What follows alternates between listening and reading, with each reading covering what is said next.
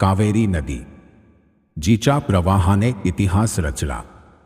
या पवित्र नदीच्या काठावर उभं राहिलं एक असं साम्राज्य ज्याने केवळ दक्षिण भारतालाच नाही तर दक्षिण पूर्व आशियालाही भुरळ घातली.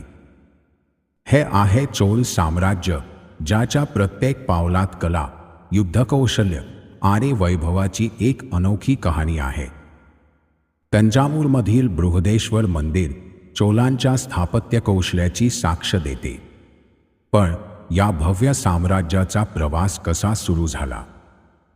कोण होते हे चोळ ज्यांनी इतिहासाच्या पानांवर आपलं नाव सुवर्णाक्षरांनी कोरलं?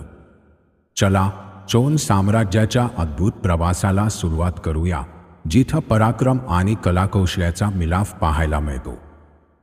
चोळ साम्राज्य हे प्राचीन भारतातील एक शक्तिशाली आणि समृद्ध साम्राज्य होते.